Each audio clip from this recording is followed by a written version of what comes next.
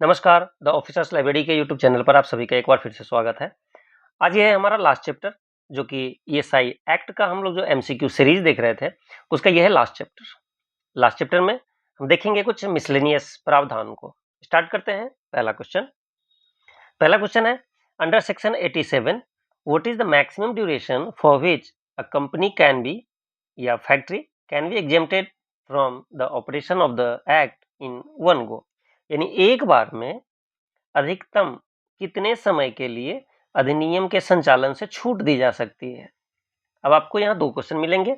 एक तो हमारा सेक्शन 87 किससे रिलेटेड है, तो एग्जेम्पशन से रिलेटेड है, यानी किसी कंपनी, फैक्ट्री या क्लास ऑफ फैक्ट्रीज को एक यहाँ से एग्जेम्पशन प्रोवाइड करती है। तो इसका सेक्शन कौन सा है, सेक्शन 87। और टाइम फ्रेम क्या है, कितने दिनों के लिए दी जा सकती है एक बार में, तो 6 मंथ, 1 ईयर, 2 ईयर या फिर इंडेफिनिट टाइम के लिए। इसका राइट आंसर होगा option B, 1 year. Next question, 87 and 88 के तहत छूट देने का अधिकार किससे है। अभी हमने देखा कि सेक्शन 87 में क्या था, किसी कंपनी, फैक्ट्री या फिर क्लास ऑफ फैक्ट्रीज को एग्जेम्पशन दी जा सकती थी, बट वो कौन देगा, उसके लिए अथॉरिटी कौन है, क्या सुप्रीम कोर्ट या पार्लियामेंट या एप्रोप्रिएट गवर्नमेंट या फिर लेबर कमिश्नर। इसका राइट आंसर होगा option C, appropriate government. Next question, section 88 allows exemption of home from the operation of the act. अभी हमने देखा पीछे सेक्शन 87 हमने देखा, अब हम देख रहे हैं 88। दोनों एक दूसरे से इंटरलिंक्ड है। कैसे, 87 जो हमने देखा था वो एग्जेम्पशन की बात करता था, किसके लिए, किसी कंपनीज या फैक्ट्रीज के लिए। ठीक उसी तरह हमारा जो सेक्शन 88 है वह बात करता है एम्प्लॉयज, यानी हमारे जो आईपी है यानी वर्कर है उनके लिए। तो इसका राइट आंसर क्या होगा, कि केवल फैक्ट्री मालिक के लिए नहीं, केवल निजी प्रतिष्ठानों के लिए तो नहीं, फैक्ट्री या प्रतिष्ठानों में कार्यरत व्यक्ति या व्यक्तियों के वर्ग को, इन्हें ये एग्जेम्पशन प्रोवाइड करती है। इसका राइट आंसर होगा ऑप्शन सी। 87 किससे, तो कंपनी और फैक्ट्री से। 88 किससे, तो पर्सन या क्लास ऑफ पर्सन से। नेक्स्ट क्वेश्चन, क्या धारा 87 के अंतर्गत दी गई छूट को नवीनीकृत किया जा सकता है, कि क्या रिन्यूअल भी किया जा सकता है। नो, नहीं किया जा सकता। हाँ, अनिश्चित समय के लिए किया जा सकता है। यस, बट ओनली वंस, या yes for periods not exceeding 1 year at a time. यानी हाँ किया तो जा सकता है, बट एक बार में 1 वर्ष से अधिक की अवधि के लिए नहीं किया जा सकता है। इसका राइट आंसर होगा ऑप्शन डी, एक्सटेंशन तो दिया जा सकता है, यानी रिन्यूअल किया जा सकता है, बट एक बार में 1 साल से अधिक समय के लिए नहीं किया जा सकता। Next question, what must A company and exemption under section 87 and 88, कि 87 और 88 के तहत दी गई छूट के साथ क्या आवश्यक है। क्या उसे मौखिक आदेश देना आवश्यक है, या फिर verbal approval from authority, notification in official gazette यानी राजपत्र में अधिसूचना जारी करके, या फिर प्राइवेट कॉन्ट्रैक्ट के तहत जो एग्जेम्पशन दी जाती है किसी प्राइवेट फर्म को, तो वो नोटिफिकेशन इशू करना उसके लिए आवश्यक होता है ऑफिशियल गैजेट में। राइट आंसर ऑप्शन सी होगा। Next, what is a mandatory requirement before granting or renewing an exemption under section 87 और 88। धारा 87 या 88 के तहत छूट देने या नवीनीकरण से पहले कौन सी बात अनिवार्य है। चार में से देख लेते हैं क्या अनिवार्य है। क्या पार्लियामेंट का अप्रूवल अनिवार्य है, यानी संसद की स्वीकृति, या अप्रूवल फ्रॉम फैक्ट्री ओनर, या फिर representation by the corporation must be considered, या फिर नोटिस टू ऑल एम्प्लॉयज।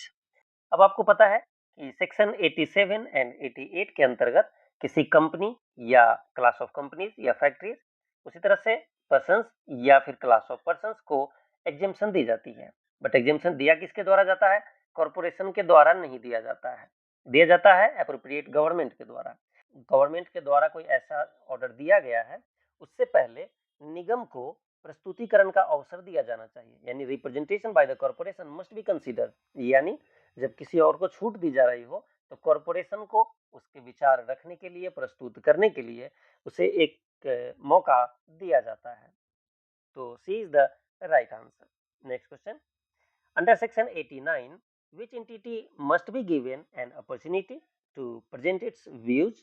जो हमने पीछे देखा, सेम अपना विचार प्रस्तुत करने के लिए किसे दिया जाएगा? तो कॉरपोरेशन को। C is the right answer. Next question, what condition must be made for exemption under section 90 for government or local authority factories? धारा 90 के तहत सरकारी या स्थानीय प्राधिकरण की फैक्ट्रियों को छूट देने के लिए कौन सी शर्त आवश्यक है? किसका है वो? या तो सरकारी हो या फिर स्थानीय प्राधिकरण का हो। क्या होगा?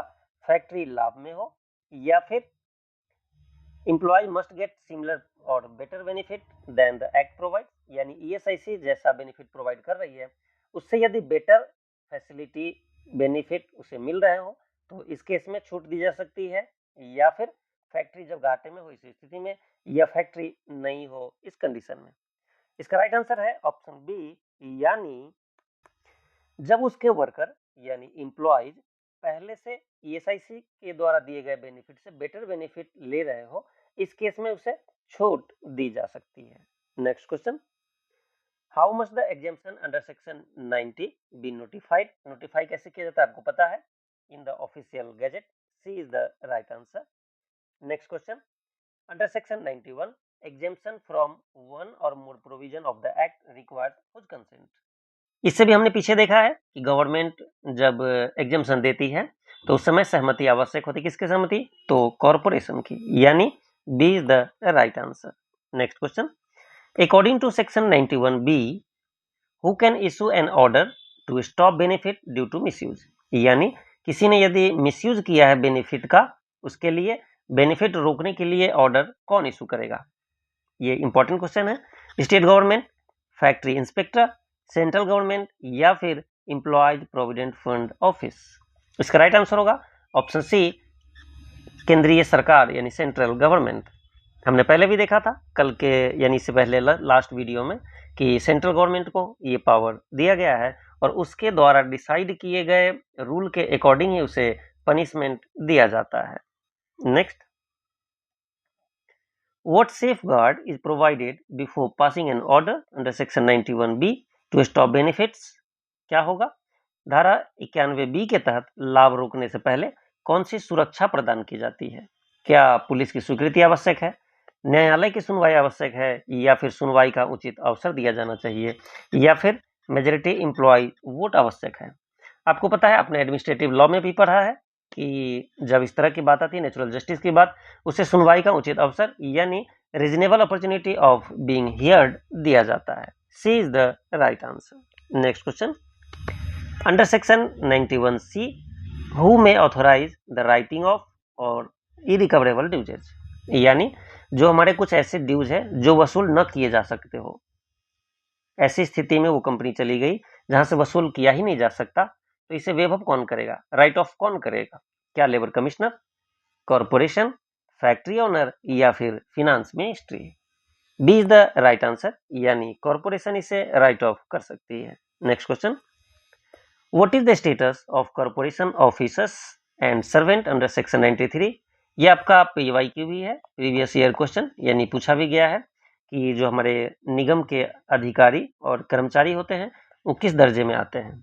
क्या वो प्राइवेट एम्प्लॉय कहे जाते हैं, क्या उन्हें टेम्पोररी स्टाफ कहा जाता है, क्या उन्हें पब्लिक सर्वेंट अंडर आईपीसी कहा जाता है, या फिर कॉन्ट्रैक्ट वर्कर्स कहे जाते हैं?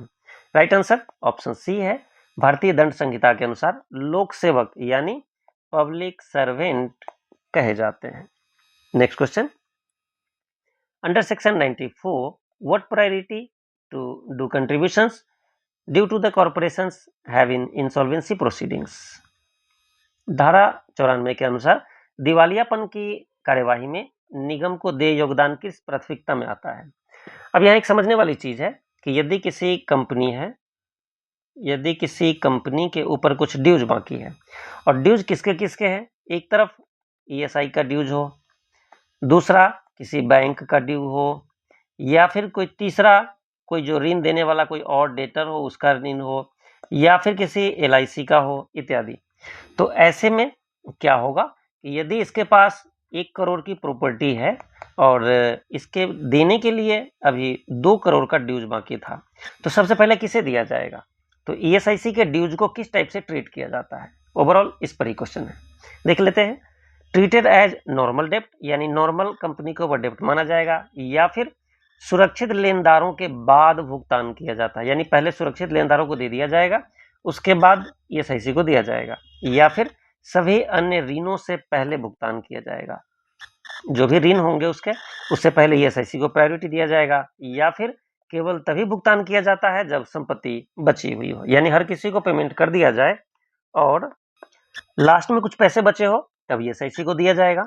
इसका राइट आंसर है ऑप्शन सी, यानी paid in priority over all debts, यानी जितने भी उसके कर्ज हैं, ऋण हैं, उसमें सबसे पहले ईएसआईसी को प्रायोरिटी दिया जाएगा, यानी जब उसकी कंपनी की नीलामी वगैरह होगी, इस स्थिति में पैसा आने के बाद अन्य ऋणों से पहले ईएसआईसी को पेमेंट किया जाएगा। C is the right answer. Next question, which of the following is not a subject under which the state government can make rules as per section 96? यानी यहाँ कुछ सब्जेक्ट दिए गए हैं, इसमें से कौन सा सब्जेक्ट है जिस पर राज्य सरकार धारा 96 के अनुसार नियम नहीं बना सकती है? ऑप्शन देख लेते हैं। पहला है कॉन्स्टिट्यूशन ऑफ ईआई कोर्ट, ये तो हमने पीछे देखा है कि कर्मचारी बीमा न्यायालय का गठन कौन करेगा, तो इसका गठन स्टेट गवर्नमेंट के द्वारा किया जाता है, तो ये इसके कार्यक्षेत्र में आता ही है, इसलिए ए ऑप्शन नहीं होगा। दूसरा, एम्प्लॉयज रेट ऑफ कंट्रीब्यूशन। तीसरा ऑप्शन है establishment of hospitals and dispensaries. इसका राइट आंसर है ऑप्शन बी, यानी ईआई कोर्ट भी स्थापित कर सकता है, हॉस्पिटल एंड डिस्पेंसरी भी स्थापित कर सकता है, but rate of contribution state government के द्वारा डिसाइड नहीं किया जाता है। Next question, who has the power to make regulations under section 97? तो आपको पता है विनियम जो बनाने की शक्ति है वो किसे है? धारा 97 क्या कहता है? क्या सेंट्रल गवर्नमेंट को, स्टेट गवर्नमेंट को, या ईआई कोर्ट को, या फिर कॉर्पोरेशन को? इसका राइट आंसर होगा ऑप्शन डी, यानी कॉर्पोरेशन।